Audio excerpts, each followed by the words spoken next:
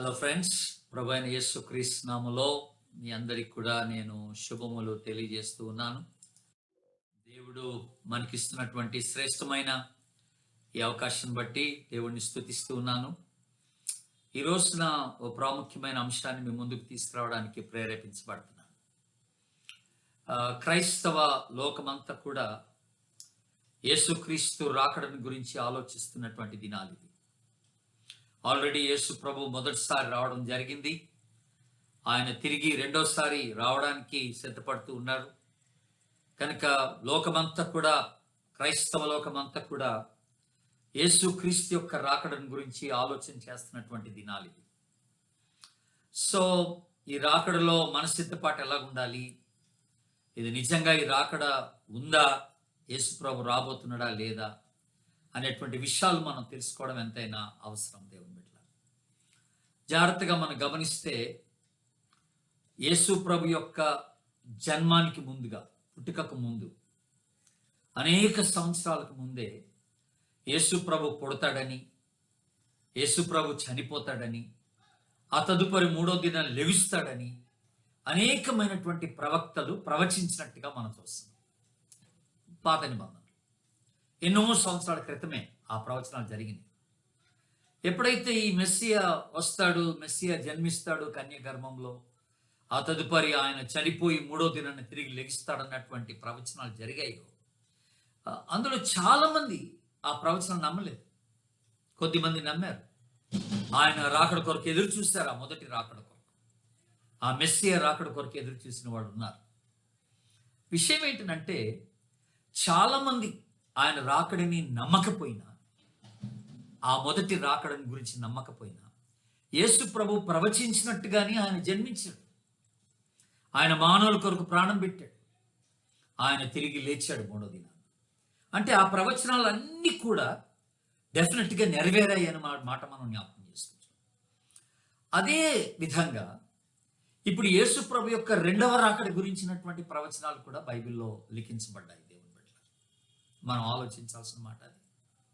బైబిల్లో రాయబడ్డాయి అనేక స్థలాలు. ఆ మాటకు వస్తే యెహోషువ గ్రంథం 21వ అధ్యాయం లాస్ట్ వచనం 44వ వచనం లాస్ట్ మాట అంటే, దేవుడట ఇశ్రాయేలుతో చేసిన ప్రతి మాట అది నెరవేరింది అన్నాడు. వాళ్ళతో చెప్పిన ప్రతి మాట ఆయన నెరవేర్చుకున్నాడు అనే మాట మనం జ్ఞాపకం చేసుకుంటాం. అలాగే ఇప్పుడు యేసు ప్రభుని గురించిన రాకడ గురించినటువంటి ప్రవచనాలు ఎందరో ప్రవక్తలు బైబిల్లో పాత నిబంధనలో, కొత్త నిబంధనలో మనకి ఆయన రాకడ గురించినటువంటి విషయాలు రాయబడుతూ వచ్చినాయి. ఆ మాటకొస్తే యేసు ప్రభే స్వయాన అన్నాడు, ఇదిగో నేను వెళ్ళిపోతున్నాను, మీరు చింతించబాకండి. నేను వెళ్ళి మీకు స్థలం సిద్ధపరిచి నేను వచ్చి నేనుండు స్థలంలో మీరును ఉండులాగిన నేను మరలా మిమ్మల్ని తీసుకొని వెళ్తానన్నాడు. ఎగ్జాక్ట్లీ ఆయన రాకడ గురించిన మాట. యోహాను సువార్త 14వ అధ్యాయం మనం 3వ వచనం చూస్తాం. అలాగే 2 పేతురు 3 మనం గమనించినట్లయితే 9వ వచనం మనందరికీ తెలిసిందే. ఆయన రాకడ గురించి ఆయన ఆలస్యం ఎందుకు చేస్తున్నాడు అంటే, ఎవరు నశించితే ఆయనకి ఇష్టం లేదు కనుక. ఇంకొంత టైం ఇస్తే ఇంకొంతమంది ప్రభులోనికి రాగలరేమో అన్నటువంటి ఆశతో ఆయన రాకడను గురించి ఆయన ఆలస్యం చేస్తున్నాడు అన్నమాట రాయబడింది. అలాగే 1 తెస్సలోనికైలకు రాసిన పత్రిక 4వ అధ్యాయం 16వ వచనంలో ఆర్భాటంతో, మహా బోర శబ్దంతో, చాలా గంభీరంగా మరి ఆ మేఘాల మీద యేసు ప్రభు ఆ మధ్యాకాశంలో రానై ఉన్నాడు అన్నమాట జ్ఞాపకం చేయండి. ఆయన యందు విశ్వాసం ఉంచిన వారు మొదట లెగిస్తారు. ఆయన యందు విశ్వాసం ఉంచి మృతులైన వారు మళ్ళీ ఆయన వచ్చే టైంలో ఎవరైతే విశ్వాసులుగా ఉండి సజీవులుగా ఉంటారో వారు ఆయనతో పాటు ఎత్తబడతారన్న మాట కూడా జ్ఞాపకం చేయబడినటువంటి మాట.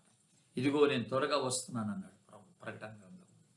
ఇలాగా అనేకమైనటువంటి ప్రవచనాలు యేసు ప్రభు యొక్క రాకడను గురించి బైబిల్లో రాయబడ్డట్టుగా మనం చూస్తున్నాం. ఇవన్నీ కూడా డెఫినెట్గా ఒక దినాన నెరవేరబోతున్నాయి. ఆమేన్. నెరవేరుతాయి. నువ్వు నమ్మినా నమ్మకపోయినా ఆయన వచ్చి తీరుతాడు. నువ్వు నమ్మినా నమ్మకపోయినా రాకడ అనేది ఉన్నది దేవుని బిడ్డల. ఆయన రాకడ నీ నమ్మకాన్ని పైన ఆధారపడి లేదు, నీ నమ్మకం పైన ఆధారపడి లేదని జ్ఞాపకం చేసుకోవాలి. విషయం ఏంటంటే, ఆయన రాకడ, ఇది రాకడ సమయం అని మనకు ఎలా తెలుసు? యేసు ప్రభు వస్తున్నటువంటి దినాలు ఇవని మనకు ఎలా తెలుసు అంటే, బైబిల్లో ముఖ్యంగా మత్తయి సువార్త 24వ అధ్యాయం మనం గమనిస్తే అనేకమైనటువంటి సైన్స్ అంటే గుర్తులు, రాకడికి ముందు జరిగేటువంటి గుర్తులు 24వ అధ్యాయంలో మనకి వివరించబడ్డట్టుగా ఉన్నాయి. అవన్నీ చెప్పాల్సిన టైం ఇప్పుడు నాకు లేదు. కానీ ఒక 3 ప్రాముఖ్యమైనటువంటి గుర్తులు మీకు జ్ఞాపకం చేస్తాను దేవుని బిడ్డ. మొట్టమొదటిగా 24వ అధ్యాయం మత్తయి సువార్త 4వ వచనం నుండి 14వ వచనం వరకు మీరు చదివితే ఈవెన్ అక్కడికక్కడే ఒక 15 గుర్తులు రాయబడి ఉన్నాయి ఆయన రాకడికి ముందు జరిగేటువంటి సంఘటనల గురించి రాస్తూ. వాటిలో ఇంపార్టెంట్గా నేను ఒక 4 మీకు జ్ఞాపకం చేయాలని నేను ఇష్టపడుతూ ఉన్నాను దేవుని. లూకాసు వార్తలో కూడా 17వ అధ్యాయం మీరు 26వ వచనంలో అక్కడ గమనిస్తే 26 నుండి 37 వరకు ఆయన రాకడికి ముందు జరిగేటువంటి కొన్ని సంఘటనలు రాశారు. అక్కడ రాస్తూ ఒక చక్కని మాట అన్నాడు. ఆయన రాకడట ఎలా ఉంటుందంటే నోవహు దినముల్లో ఉన్నట్టుగా ఉంటుంది అన్నాడు. నోవహు దినముల్లో ఉన్నట్టుగా ఉంటుంది అన్నాడు. అంటే వెంటనే మనకు రావాల్సినటువంటి ఒక ఆలోచన ఏంటంటే యేసు ప్రభు వచ్చే ముందు పరిస్థితి లోకంలో ఎలా ఉంటుందంట, నోవహు దినముల్లో ఉన్నట్టుగా ఉంటుంది అని అంటే వెంటనే మనం ఎక్కడికి వెళ్ళిపోవాలి, ఆ నోవహు దినముల్లో పరిస్థితి ఎలాగుండిందో మనం తెలుసుకోవాలి. నోవహు దినముల్లో పరిస్థితి ఎలాగుండిందో మనం తెలుసుకోవాలి. కనుక అక్కడికే వెళ్దాం. ఇప్పుడు మనం నోవహు దినముల్లోకి వెళ్దాం. నోవహు దినముల పరిస్థితి ఎలా ఉంది? ఆదికాండం 6వ అధ్యాయం మనం గమనిస్తే 5వ వచనం,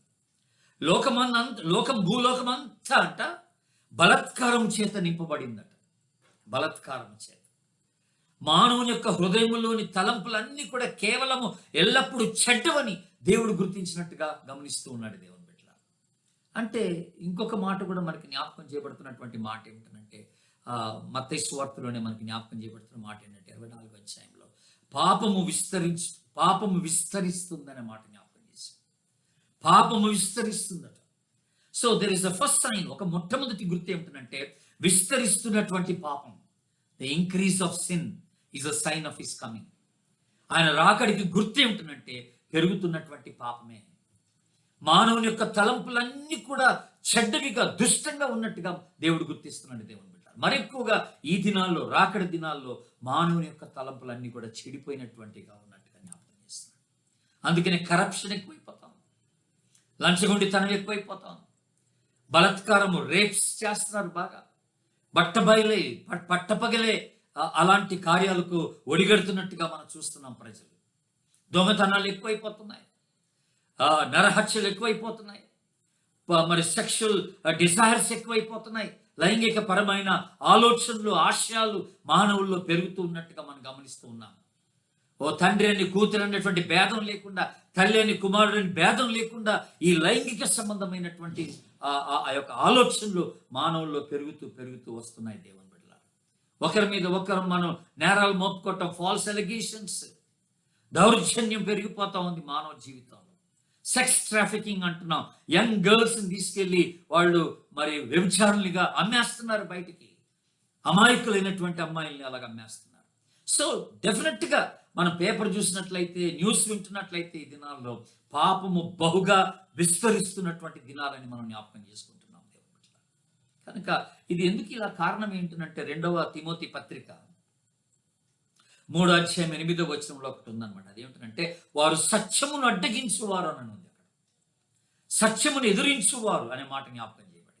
అంటే ప్రజలు ఎలాగ తయారైపోతారంటే వాళ్ళు సువార్తకు వ్యతిరేకులైపోతారు. They don't want to listen to the gospel. They don't want to accept the gospel. సువార్తను అంగీకరించడానికి, సువార్తను నమ్మటానికి, సత్యమైనటువంటి బోధను వారు స్వీకరించడానికి ప్రజలు ఇష్టపడినటువంటి వారుగా ఉంటారని దేవుని యొక్క వాక్యం ఇక్కడ సెలవిస్తూ ఉంది. అక్కడ మీరు తిమోతి పత్రికలో చూసినట్లయితే ఎంబ్రే అన్నటువంటి 2 వ్యక్తుల గురించి మాట్లాడతారు. వారట సత్యమును వారు తృణీకరించినటువంటి వారు, అడ్డగించేటువంటి వారు. అలాగే అనేక మందిని వారు అడ్డగించినట్లుగా తయారు చేస్తున్నారు. సత్యానికి విరుద్ధంగా ప్రజల్ని ప్రేరేపిస్తున్నట్టుగా మనం చూస్తున్నాం. ఈరోజు చాలా మంది యవనస్తుల పరిస్థితి అలాగే ఉంది. They don't want to listen to the gospel. వాళ్ళు సువార్తను వినడానికి, బైబిల్ చదవడానికి, బైబిల్ ప్రకారంగా జీవించడానికి ఎవరు కూడా ఇష్టపడినటువంటి స్థితిలో ఉంటున్నారు దేవుని బిడ్డలారా. అందుకని పాపము విస్తరిస్తున్నటువంటి దినాలని మనకి జ్ఞాపకం చేయబడుతుంది. పాపం విస్తరిస్తున్నటువంటి దినాలు. అందుకనే ఏం చేస్తున్నారు? మిషనరీస్ని మనం హింసిస్తున్నారు, ఇవాంజలిస్ట్ని, పాస్టర్స్ని కొడుతున్నారు, చంపేస్తున్నారు. ఎవరైతే సత్యమైనటువంటి బోధ చేయడానికి ఇష్టపడుతున్నారో అటు వారికి స్థానం లేకుండా పోయింది. కనుక కొంతమంది ఏం చేస్తున్నారంట, ఈ ఈ యొక్క పాపమును విస్తరింప చేసుకుంటూ విశ్వాసులైనటువంటి వారు కూడా భ్రష్టత్వంలోకి వెళ్ళిపోతున్నట్టుగా దేవుని వాక్యం సెలవిస్తుంది. వారు కూడా శోధనకు లొంగిపోయి భ్రష్టత్వంలోకి వెళ్ళిపోతున్నట్టుగా దేవుని వాక్యం సెలవిస్తుంది. ఇది మొదటి విషయం. What is the first sign? పాపము విస్తరించుట, ఇంక్రీజ్ ఆఫ్ సిన్ అని అన్నాను. మరి రెండో గుర్తు ఏంటి? రాకడికి ముందు జరిగే రెండో గుర్తు ఏంటంటే 2 తిమోతి పత్రిక 3వ అధ్యాయం చూడండి. 3వ అధ్యాయం 5వ వచనంలో చక్కని మాట. పైకిట భక్తి కలిగిన వారిగా ఉంటారట, కానీ దాని శక్తిని ఆశ్రయించినటువంటి ప్రజలు అన్నాడు. 2 తిమోతి 3వ అధ్యాయం స్టార్టింగ్ నుంచి మీరు చదివితే అంత్య దినములలో అని స్టార్ట్ అవుతుంది. అక్కడ అపాయకరమైనటువంటి కాలం వచ్చుతున్నది అంటాడు అని అక్కడ జరగబోయేటువంటి సంగతులన్నీ కూడా రాసుకుంటూ వచ్చి ప్రజలు ఎలాగుంటారంట, పైకి భక్తి కలిగినటువంటి వారిగా ఉంటారంట, కానీ దాని యొక్క శక్తిని ఆశ్రయించేటువంటి వారిగా ఉండరు అనే మాట. అంటే పైకి భక్తి అంటే ఇక్కడ వెంటనే మనకు గుర్తొచ్చే మాట ఏంటంటే వేషధారణ, హిపోక్రసీ. అనేక మంది క్రైస్తవుల్లో ఈ వేషధారణ అనేది మనం చూస్తా ఉన్నాడు రాకడ సమయాల్లో. పైకి చాలా భక్తిగా ఉన్నట్టుగా, ఆధ్యాత్మికంగా ఉన్నట్టుగా నటిస్తారు అన్నమాట. దేవుని బిడ్డ నటిస్తారు. గుర్తుపెట్టుకోవాలి దేవుని బిడ్డ. ఆ మాటకు వస్తే నటన క్రైస్తవుల్లోనే కాదట, క్రైస్తవ బోధకుల్లో కూడా ఈ యొక్క నటన ఎక్కువైపోయింది, వేషధారణ ఎక్కువైపోయింది. మత్తయి సువార్త 7వ అధ్యాయం 15వ వచనం మీరు గమనించినట్లయితే అబద్ధ బోధకులను గూర్చి మీరు జాగ్రత్త పడుడన్నాడు. వారు గొర్రెల చర్మములను వేసుకొని మీ యొద్దకు వత్తురు, కానీ లోపల వారు క్రూరమైనటువంటి తోడేళ్ళు అన్నాడు. మత్తయి సువార్త 7:15.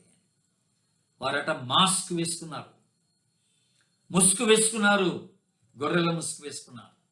లోపల తోడేళ్ళు. వాళ్ళు మనుషుల్ని నాశనం చేయడానికి, విశ్వాసుల్ని వారు మోసగించి వారి దగ్గర డబ్బులు లాగడానికి ప్రయత్నం చేస్తున్నటువంటి వారు.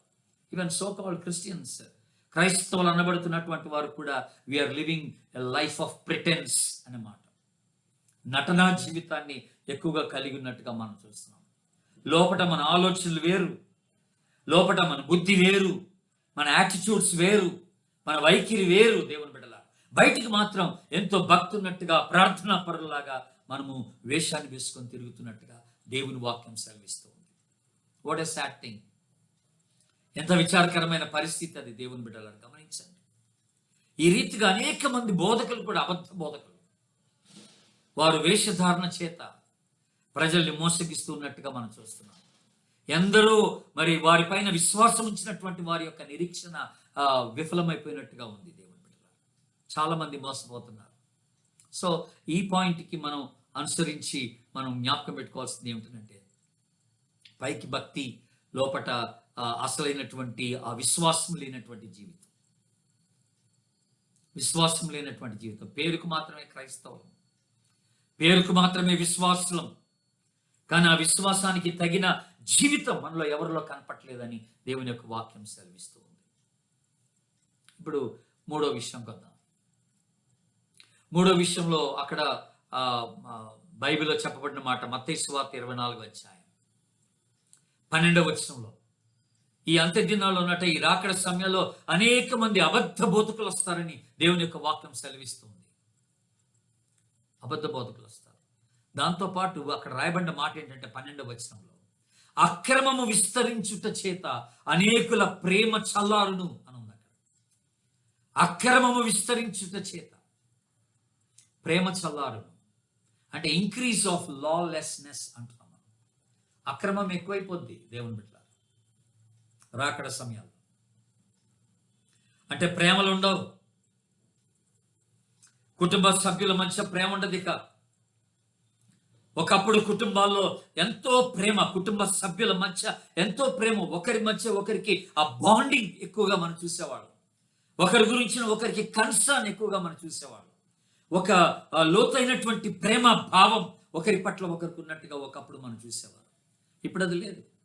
భార్య భర్తల మధ్యలో లేదు, తల్లిదండ్రులు పిల్లల మధ్య లేదు, ఇన్లాస్ మధ్యలో లేదు, అత్త కోడళ్ళు అన్నదమ్ముళ్ళు, అక్క చెల్లెల మధ్య ఇలాంటి ప్రేమ మనం కోల్పోతున్నట్టుగా చూస్తున్నాం. దానికి కారణాలు ఏమిటి? దానికి గుర్తులు ఏమిటి? రుజువులు ఏంటంటే ఎన్నో కుటుంబాల్లో కోర్టు కేసులు ఉన్నట్టుగా మనం గమనిస్తూ ఉన్నాం. భర్త మీద భార్య, భార్య మీద భర్త, తమ్ముడి మీద అన్న, అన్న మీద తమ్ముడు కేసులు పెట్టేసుకుంటున్నారు. ఆస్తి కొరకే కేసులు పెట్టుకుని ప్రేమలు లేవండి. అవసరమైతే సొంత ఇంటి వారిని కూడా చంపేయడానికి వెనకాట్లేదు దేవుని బిడ్డల.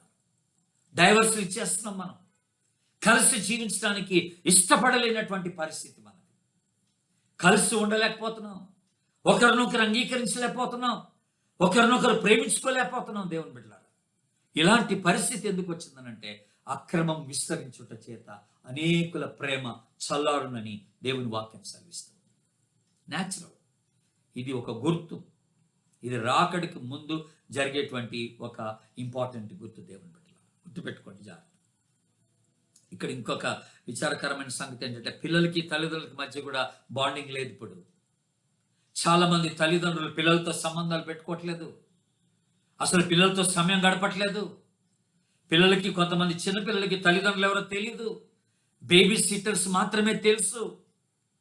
ముఖ్యంగా ఐటీ కంపెనీలో పనిచేసే వాళ్ళు పిల్లలకి టైం ఇవ్వలేకపోతున్నారు.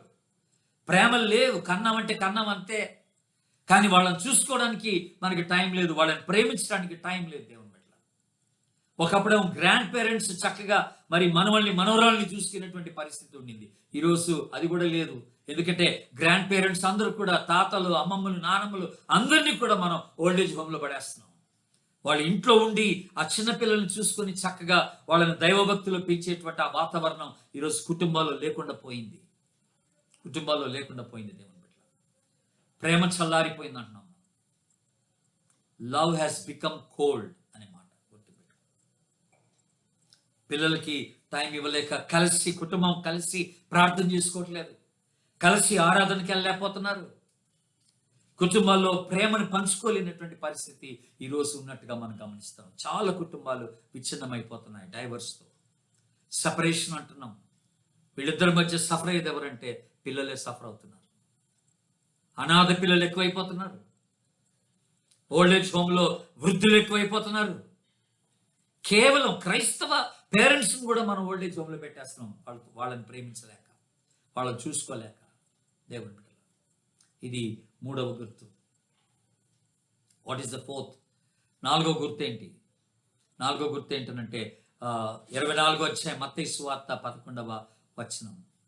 ఈ రాకడ సమయంలో అన్నట అనేక మంది అబద్ధ ప్రవక్తలు, అబద్ధ బోధకులు వస్తారట. 24వ వచనంలో కూడా సాధ్యమైతే ఏర్పరచబడిన వారిని సహితము వారు మోసపుచ్చుటకై అనేకమైన సూచక్రియలు, అద్భుతాలు, వారు మహత్కార్యములు చేస్తారట. దేవుని బిడ్డలారా గమనించండి. The increase of false teachers and false profits. నాలుగవ గుర్తేంటి రాకడకనంటే అబద్ధ బోధకులు విస్తరించిపోతారట, అబద్ధ ప్రవక్తలు విస్తరిస్తారట. వాళ్ళట ఏర్పరచబడిన వారిని సహితము మోసం చేయటానికి సూచక్రియలు, అద్భుతాలు చేస్తారంట. అంటే దాన్ని బట్టి అర్థమవుతుంది ఏంటంటే అద్భుతాలు, సూచక్రియలు చేసే ప్రతోడు మంచి బోధకుడు కాదు, వాడు దేవుని చేత పంపబడ్డ ప్రవక్తని కాదు. అక్కడ కేవలము మోసం. మీరు తిమోతి పత్రిక మీరు గమనించినట్లయితే మొదటి పత్రిక 4వ అధ్యాయం మొదటి వచనంలో దయ్యముల ఆత్మ అన్నాడు. దురాత్మలు కలిగి వాళ్ళు అద్భుతాలు, సూచక్రియలు చేస్తారట. కొంతమంది 2 తిమోతి 2వ అధ్యాయం 18వ వచనం కొంతమంది అట ఆ విశ్వాసుల్ని వాళ్ళు చెరిపివేస్తారట. విశ్వాసములు వాళ్ళు భ్రష్టత్వంలోకి తీసుకుని వెళ్ళిపోతారు. విశ్వాసమును చెరుపు కొందరు ఉన్నారన్నాడు. విశ్వాసమును చెరిపేవారు కొందరు. దయ్యముల బోధ మీద, దయ్యముల ఆత్మ చేత నడిపించబడుతున్నటువంటి వారు కొంతమంది ఉన్నారు. మరి లేనిపోని తప్పుడు ప్రవచనాలు చేస్తుంటారు. వివాహ విషయంలో, డబ్బుల విషయాల్లో తప్పుడు ప్రవచనాలు. ఇదిగో పలాని వారి కుమార్తెను పలాని వారి కుమారుడికి ఇచ్చి చేయమని దేవుడు చెప్పాడంటారు. అలాగే చేయండి అని బలవంతం చేస్తారు. నీ ఆస్తిని అమ్మేయమంటాడు ఒకడు, నీ డబ్బు నీ దగ్గర ఉండకూడదు అంటాడు, అది నాకు ఇచ్చేయమంటాడు. దేవునికి నువ్వు ఎంత ఇస్తే అంత దేవుడిని ఆశీర్వదిస్తాడు కనుక నాకు ఇచ్చేయండి అంటాడు. డబ్బు కొరకు తపన పడేటువంటి అబద్ధ బోధకులు బయలుదేరిపోయారు. దేవుని గుర్తుపెట్టుకోండి. తెస్సలోనికీయులకు రాసిన 2వ పత్రిక 2వ అధ్యాయంలో పౌలు జ్ఞాపకం చేస్తున్నాడు. అప్పుడు తానున్న టైంలోనే పౌలు అన్నాడు ధర్మ విరోధులు అని అన్నాడు. ధర్మ విరోధులు ఈ ధర్మ విరోధి అనేది ఎవరికి పేరు? యాంటీ క్రైస్ట్కి పేరు. క్రీస్తు విరోధికి ఇవ్వబడినటువంటి పేరు అది, ధర్మ విరోధి అనే పేరు. క్రీస్తు విరోధి ఏం చేస్తాడట? ఎప్పుడు సంఘం ఎత్తబడిన తర్వాత విడిచిపెట్టబడ్డ వారికి, వారి మధ్య క్రీస్తు విరోధి 3.5 సంవత్సరాల తర్వాత తాను బయలుపరుచుకుంటాడు. వాళ్ళను మోసం చేయడానికి యాంటీ క్రైస్ట్ చేసే పని ఉంటుందంటే సూచక్రియలు, అద్భుతాలు అన్ని చేస్తాడట, స్వస్థతలు చేస్తాడు. అది తెస్సలోనికీయులకు రాసిన పత్రికలో పౌలు మాట్లాడుతున్నాడు, ధర్మ విరోధి ఇలా చేస్తాడు అని. అదే 7వ వచనంలో మీరు గమనిస్తే పౌలు మాట్లాడుతూ ఈ ధర్మ విరోధి యాంటీ క్రైస్ట్ వచ్చినప్పుడు ఇలాగ జరుగుద్దని చెప్పినా 7వ వచనంలో ఏమంటున్నాడంటే ధర్మ విరోధి సంబంధమైనటువంటి బోధ ఇప్పటికే క్రియ చేయుచున్నది అని అన్నాడు. అంటే పౌలున్న టైంలోనే ఆ క్రీస్తు విరోధి యొక్క ఆత్మ పనిచేస్తుందని మాట్లాడుతున్నాడు. అనేక మంది అబద్ధ బోధకుల్లో క్రీస్తు విరోధి యొక్క ఆత్మ ఉండి పనిచేస్తుంది. ఎలా పనిచేస్తుంది అంటే ఇదిగో ఇలాగే వాళ్ళలో ఉండి మనుషుల్ని సూచక్రియలు, అద్భుతాలు చేసి మోసం చేయడానికి ప్రయత్నం చేస్తారన్నమాట. కనుక అది చాలా విచారం. మనం అప్రమత్తంగా ఉండకపోతే దేవుని బిడ్డలారా, ఏర్పరచబడిన వారిని సహితము మోసపుచ్చడానికి వాళ్ళు సిద్ధపడిపోతున్నట్టుగా మనం గమనిస్తూ ఉన్నాం. గమనించండి దేవుని బిడ్డలారా. కనుక అబద్ధ బోధకులు తెలుసుకోవాలంటే సరైన బోధ ఏంటో తెలుసుకోవాలి. బైబిల్ ఏం చెప్తుందో తెలుసుకోవాలా. జస్ట్ గుడ్డిగా ఎవరు ఏది చెప్తే అది నమ్మేయటం కాదు. ఏ ప్రవచనము ప్రజలు చెప్తే అది నమ్మేయటం కాదు. మీకు స్వస్థ ఉంటుంది, మీకు విడుదల ఉంటుంది, మీకు డబ్బులు వచ్చేస్తాయి, మీ అప్పులు తీరుతాయి, మీరు బాగా అయిపోతారంటే నమ్మడం కాదు. ప్రభు అన్ని అలాగే సౌకర్యంగా దయచేయడు.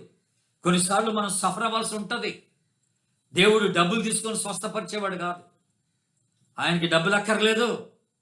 కనుక అబద్ధ బోధకులు ఏం చెప్తున్నారు? నువ్వు ఇంత ఇస్తే నీకు స్వస్థత, నువ్వు ఇంత డబ్బులు ఇస్తే నీకు ఉద్యోగం అని చెప్తున్నారు. ఇదంతా కూడా దేవుడు నడిపించినటువంటి బోధకులు చేసే పని కాదు దేవుడు.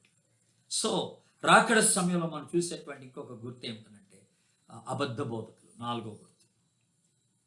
ఇప్పుడు 4 గుర్తులు వెరీ వెరీ ఇంపార్టెంట్ గుర్తులు మీకు జ్ఞాపకం చేస్తాను. ఫస్ట్, పాపము విస్తరిస్తుందని చెప్పాను. 2వ గుర్తు నేను మీకు జ్ఞాపకం చేసుకుంటే ఏం చెప్పానంటే వేషధారణ ఉంటుందని జ్ఞాపకం చేశాను. 3వ గుర్తు అక్రమము విస్తరించడం వల్ల ప్రేమ చల్లారిపోద్దని జ్ఞాపకం చేశాను. 4వ గుర్తు అబద్ధ బోధకులు ఎక్కువైపోతారు, అబద్ధ ప్రవక్తలు ఎక్కువైపోతారని జ్ఞాపకం చేశాను. రాకడ సమయంలో గుర్తుపెట్టుకోండి దేవుని బిడ్డ. ఇప్పుడు ప్రభు రెండోసారి ఎందుకు రానై ఉన్నాడు మనం ఆలోచించాలి. ఫస్ట్ టైం యేసు ప్రభు ఈ లోకానికి వచ్చినప్పుడు, ఈ భూమి మీదకి వచ్చినప్పుడు ఎందుకు వచ్చాడు?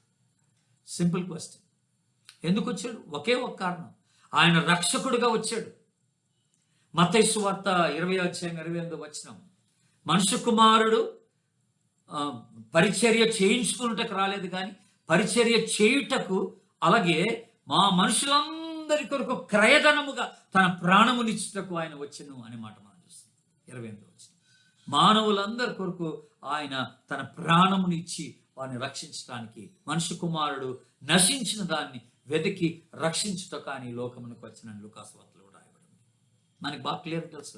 యేసు ప్రభు ఫస్ట్ టైం ఆయన వచ్చింది ఎందుకోసం అంటే మానవులందరి విమోచన కొరకాయ, రక్షణ కొరకాయ వచ్చాడు. మన కోసం ప్రాణం పెట్టడానికి వచ్చాడు. దేవుడై ఉండి దేవునితో ఉండట భాగ్యమని ఎంచుకోలేదు, కానీ తను తగ్గించుకున్నాడు, రిక్తునిగా చేసుకున్నాడు. శిలువ మరణం పొందినంతగా రిక్తునిగా చేసుకున్నాడని దేవుని వాక్యం మనకి సెలవిస్తుంది. కనుక ప్రభు యొక్క రాకడ అది. దేవుడు లోకమును ఎంతో ప్రేమించను కాగా ఎవరు నశించకుండా నిమిత్తమై తన ప్రియ కుమారుణ్ణి మనకు అనుగ్రహించను. దేవుడు ఆయన యందు విశ్వాసం ఉంచిన వాడు నిత్య జీవం పొందినట్లుగా అనే మాట రాయబడింది. కనుక మొదటి రాకడ ఎందుకోసం అంటే ఆయన మనల్ని రక్షించడానికి రక్షకుడిగా ఈ భూమి మీదకి వచ్చినట్టుగా మనం చూస్తున్నాం. దేవునికి స్తోత్రం. ఆయనే రాకుండా ఉంటే ఈ రోజున మన జీవితాలన్నీ కూడా పాడై ఉండేవి. కేవలం యేసుప్రభు రాబట్టి మనం అందరం రక్షింపబడి మారు మనసు పొందుకొని పాపక్షమాపణ అందుకొని ఆయన బిడ్డలుగా జీవించేటువంటి గొప్ప భాగ్యం మనకు దొరుకుతాం. ఇప్పుడు ఎందుకు ఆయన రెండోసారి ఎందుకు వస్తున్నాడు అంటే ఆయన తీర్పు తీర్చడానికి వస్తున్నాడు అన్నమాట. మనం తీర్పు తీర్చడానికి యేసుప్రభు వస్తున్నాడు. మొదటిసారి రక్షకుడిగా, రెండోసారి తీర్పరిగా వస్తున్నాడు, న్యాయాధిపతిగా వస్తున్నాడు. మరి ఇంతకీ యేసు ప్రభు దేని గురించి తీర్పు తీరుస్తాడు అనేది ప్రశ్న. ఆయన దేని గురించి తీర్పు తీరుస్తాడు? దేని గురించి అని అన్నప్పుడు దేవుని బిడ్డలారా 3 విషయాలు మీకు జ్ఞాపకం చేస్తాను. మొట్టమొదటిగా మీరు రోమీయులకు రాసిన పత్రిక 2వ అధ్యాయం 16వ వచనం చూడండి. అక్కడట మానవుల యొక్క రహస్యములను విమర్శ దినమున రహస్యములు బయట పెడతాడనే మాట రాయబడి ఉన్నారు. రహస్యములు బయట పెట్టే దినం అది. రహస్యం అంటే ఏంటి? సంథింగ్ వెరీ సీక్రెట్ కదా, మనందరికి తెలిసినట్టు. మరి రహస్యాలు బయట పెట్టడం అంటే అర్థం ఏంటంటే, అర్థం ఏంటంటే ఈ రోజున మానవుడు చేసే ప్రతి పని వెనుక ఉన్నటువంటి మోటివ్, ఉద్దేశం ఏదైతే ఉందో ఆ ప్రతి ఉద్దేశము రహస్యమే. ఉద్దేశం ఎవరికి తెలియదు. కొంతమంది సడన్ గా గొప్ప కానుక ఇచ్చేస్తారు. ఎందుకు ఇచ్చారో ఎవరికి తెలియదు, దాని వెనుకున్న ఉద్దేశం తెలియదు. ఒకరు గబుక్కను వచ్చి బాప్తీసం కావాలంటారు, ఎందుకు అడుగుతున్నాడో తెలియదు, దాని వెనుకల ఉద్దేశం ఎవరికి తెలియదు. కొంతమంది గబుక్కన ప్రార్థనకు వచ్చేస్తారు, ఆరాధనకు రావడం మొదలెడతారు, ఎందుకు వస్తున్నారబ్బా ఇంతకాలం రాలేదు, దాని వెనుకున్న ఉద్దేశం ఎవరికి తెలియదు. కనుక దేవుడట ఉద్దేశాలని బయట పెట్టేటువంటి దినం అది. తీర్పు దేని కొరకు అంటే రహస్యాల గురించిన తీర్పు అన్నాడు. ఏదైతే మనుషులకి తెలియకుండా దురుద్దేశంతో నువ్వు చేస్తూ వస్తున్నావో వాటి గురించినటువంటి తీర్పు దేవుడు పెడతాడనే మాట, తీర్పు కలిగి ఉంటాడనే మాట జ్ఞాపకం చేసుకుంటున్నాడు. దేవుడు మనం ఏం చేస్తున్నాం అనేది చూడండి. బేసిక్గా ఏ ఉద్దేశంతో చేస్తున్నాం అనేది ఇంపార్టెంట్. చాలా మంది మంచి పనులు చేసినట్టుగా కనబడతారు బయట, కానీ మరి దాని వెనకాల ఉన్న ఉద్దేశం ఏంటి, పర్పస్ ఏంటి అనేది వెరీ ఇంపార్టెంట్. నువ్వు ప్రార్థన చేస్తున్నావు, నువ్వు 10వ వంతు ఇస్తున్నావు, నువ్వు బాప్తీసం అడుగుతున్నావు, మినిస్ట్రీ సంచేసుకొని బైబిల్ పట్టుకొని తిరుగుతున్నావు, నువ్వు సువార్త పరిచయం చేస్తున్నావు, దాని వెనుకున్న ఉద్దేశం ఏంటనేది ప్రభు అడుగుతాడు. ఇవన్నీ చూడటానికి బయటికి చాలా బాగున్నాయి కానీ దేవుని బిడ్డలారా, కానీ ఉద్దేశం మంచిది కాకపోతే దేవుడు తీర్పులను తీసుకొస్తాడని జ్ఞాపకం చేసుకో. హృదయంలో దాగినటువంటి అంధకారమందుల రహస్యములను బయట పెట్టే దినం 1 కొరింథీ 4వ అధ్యాయం 5వ వచనం. హృదయములోని రహస్యాలన్నీ బయట పెట్టేస్తాడంట దేవుడు. ఆయన ఎదుట నువ్వేమి దాచలేవు. ఒక దినం వస్తుంది, తీర్పు దినం. ఇప్పుడు మనుషులు ఎదుట అన్ని కప్పిపెట్టేస్తున్నావు. మనుషులకి నీ ఉద్దేశం తెలీదు, నీ యొక్క ఆలోచన తెలీదు, నీ ఏర్పాటు తెలీదు, నీ మోటివ్ ఏంటో తెలీదు, నీ వైఖరి తెలీదు. పైకి మాత్రమే నిన్ను చూడగలుగుతున్నారు, లోపట నీ మనసులో ఉన్న ఆలోచనలు ప్రజలకు ఎవరికి తెలియవు. అవన్నీ కూడా రహస్యాలు అంటున్నాడు. ఈ రహస్యాలు బయట పెట్టేటువంటి దినమే తీర్పు దినం. ఫస్ట్ దేని గురించినటువంటి తీర్పు అంటే రహస్యాలు గురించినటువంటి తీర్పు, ఉద్దేశాలని తీర్పు తీరుస్తాడు. రెండవది తీర్పు దేని గురించి అంటే మత్తయి సువార్త 12వ అధ్యాయం 36వ వచనం. మీరు గమనిస్తే మనుషులు పలుకు ప్రతి వ్యర్థమైన మాటను గురించి దేవునికి లెక్క అప్పచెప్పవలసి ఉన్నది అన్నట్టు. వెయిన్ వర్డ్స్ అనే మాట. దేని గురించి దేవుడు తీర్పు తీస్తాడట? వ్యర్థమైనటువంటి మాటల గురించి దేవుడు తీర్పు తీస్తాడు. గుర్తుపెట్టుకోండి దేవుని, ఇట్స్ వెరీ వెరీ డేంజరస్. చాలాసార్లు మనము ఇష్టం వచ్చినట్టుగా మాట్లాడేస్తాం, మనుషుల్ని హర్ట్ చేస్తాం, వాళ్ళని దుఃఖపరుస్తాం, ఆయాస పెడతాం, వారి మీద లేనిపోని కల్పిస్తాం, అబద్ధం ఆడేస్తాం, తప్పుడు సమాచారాన్ని బయటకు అందజేస్తాం, కొండెములాడేస్తాం. చూసారా, ఇవి వ్యర్థమైన మాటలు అన్నమాట. మలాకి గ్రంథంలో కూడా 2వ అధ్యాయం 17వ వచనంలో అంటాడు, అసలు న్యాయకర్త ఏడని మాట్లాడతాడు. దేవుడు అన్యాయస్తుడు. గర్వపు మాటలు.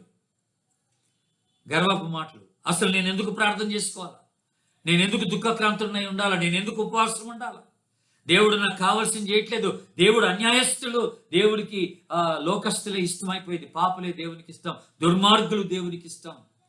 మలాకి 2:17, మలాకి 3:13 నుంచి 15 వరకు ఉన్న భాగాలు నేను చదవండి. అక్కడ రాయబడిన మాట ఏమిటంటే, మనుషులట దేవుని గురించి కూడా ఆయాసాన్ని వ్యక్తపరుస్తున్నారు. గర్వపు మాటలు, ఆయాసపు మాటలు అన్నాడు దేవుడు.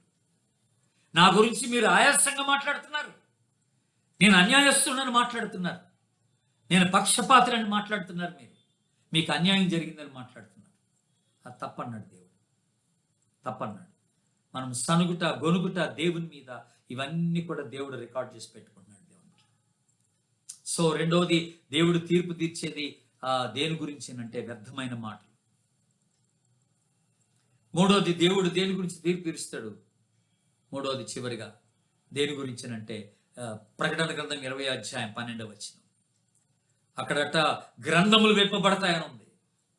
గొప్పవారేమి పెద్దవారేమి అందరూ కూడా ఆ క్రీస్తు న్యాయపీఠం ఎదుట నిలబడవలసింది, ధవళ సింహాసనం ఎదుట. గ్రంథములు విప్పబడతాయి. అప్పుడు జీవ గ్రంథమును వేరొక గ్రంథము విప్పబడెను, అందులో రాయబడిన వాటిని బట్టి మనుషులు తీర్పు పొందిరి అని ఉంది. మనుషులు తీర్పు పొందిరి వేటిని బట్టి?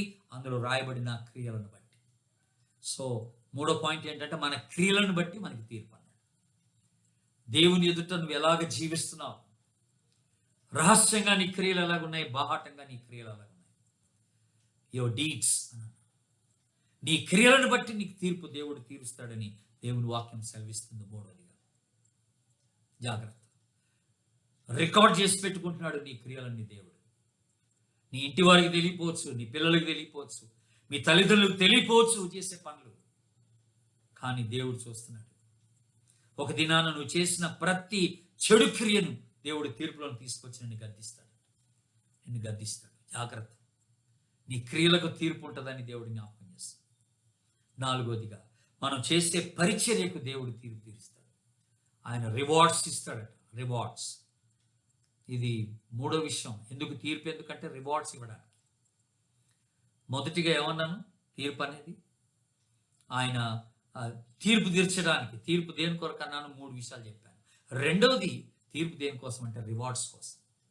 రెండోసారి రాకడ ఎందుకోసం అంటే రివార్డ్స్ ఇవ్వడానికి కోసం.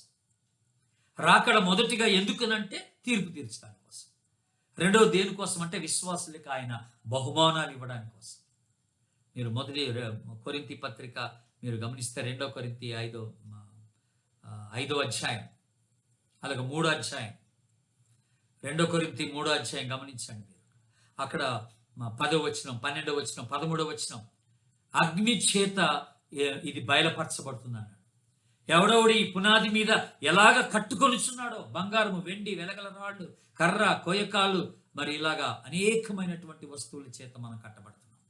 మన యొక్క సేవ, మన యొక్క క్రైస్తవ జీవితం అది గుర్తించబడి దానికి దేవుడు బహుమానాలు ఇస్తాడని దేవుడు జ్ఞాపకం చేస్తాడు. నాకు జీవ కిరీటం లభించును అంటాడు పౌలు తిమోతికి రాసిన పత్రిక 2వ పత్రిక 4వ అధ్యాయం 18వ వచనం. 8వ వచనం, నాకు మాత్రమే కాదు, అది ఆయన రాకడ కొరకు నిరీక్షిస్తున్న ప్రతి వారికి ఆయన అనుగ్రహిస్తాడని దేవుని యొక్క వాక్యం సెలవిస్తుంది. దేవుని బిడ్డలారా, ఎంత మంచి మాట, ఎంత మంచి మాట.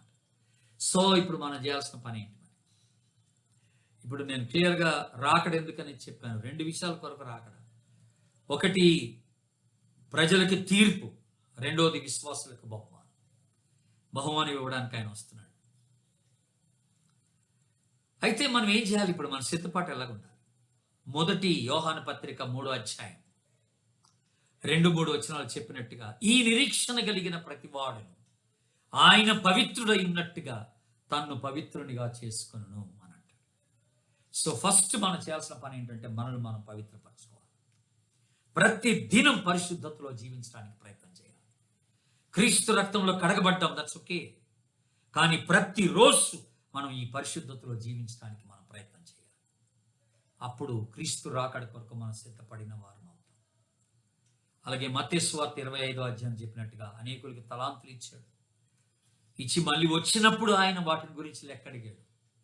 అక్కడ ప్రశంస దేని కొరకంటే నమ్మకత్వాన్ని బట్టి ప్రశంస ఇవ్వబడింది. So we need to be faithful. ఈ రాకడ కొరకు ఎలా సిద్ధపడాలంటే నేను నమ్మకంగా ఉండాలి. ప్రభు నాకు ఇచ్చిన దాంట్లో నమ్మకత్వాన్ని నేను కనపరచాలి. అది పని కానీ, ఉద్యోగం కానీ, ఒక కుటుంబం కానీ, ఒక పరిచర్య కానీ నేను నమ్మకంగా పనిచేయాలని ప్రభు కోరుతున్నాడు. విజయవంతంగా కాదు, దాంట్లో విజయం ఉంటుందో ఉండకపోవచ్చు, కానీ నమ్మకత్వాన్ని ప్రభు చూస్తున్నాడు. నమ్మకస్తుల కొరకు ప్రభు ఎదురు చూస్తున్నాడు. అలాంటి నమ్మకం మనకు ఉండాలి. మూడవదిగా 2 పేతురు 3:11-12 వచనాలు ఆ రాకడ గురించి మాట్లాడుతుంటాడు. ఆయన రాకడ గురించి ఎదురు చూస్తూ కనిపెట్టే వారంగా ఉండాలని అంటాడు. ఆయన రాకడ కొరకు ఎదురు చూస్తూ కనిపెట్టే వారంగా ఉండాలంట. You need to be waiting, anticipating for the coming of the lord. మనం ఆయన రాకడ కొరకు ఎదురు చూసి కనిపెట్టాలంటే అర్థం ఏంటండి? సువార్త పరిచర్య చేయాలి. నాలుగోదిగా ప్రభు అన్నట్టుగా మీరు వెళ్ళి సమస్త జనులను శిష్యులుగా చేయండి, సర్వలోకమునికి వెళ్ళి సర్వ సృష్టికి సువార్తను ప్రకటించాలి. ఈ రాజ్య సువార్త లోకమందంతట ప్రకటింపబడును, అటు తర్వాత అంతము వచ్చినని ప్రభు మాట్లాడుతున్నారు. మత్తయి సువార్త 28లో, మార్కు సువార్త 16లో, మత్తయి సువార్త 24 అధ్యాయంలో మనం గమనించినట్లు 4 ప్రాముఖ్యమైనటువంటి పనులు మనము చేయవలసినటువంటి పనులు ఉన్నాయి. పరిశుద్ధత, నమ్మకత్వం, ఎదురు చూచుట, దేవుని యొక్క సువార్త పనిలో పాల్గొనట, ఆత్మని సంపాదించట. ఈ రీతిగా మనం సిద్ధపడుతూ, దేవుని రాకడ కొరకు సిద్ధపడుతూ, దేవుని మహిమార్థమై ఈ లోకములో జీవించాలని ప్రభు కోరుతున్నాడు. అట్టి కృప పరిశుద్ధాత్మ దేవుడు మన అందరికీ దయచేయును గాక. ఆమేన్. God bless you.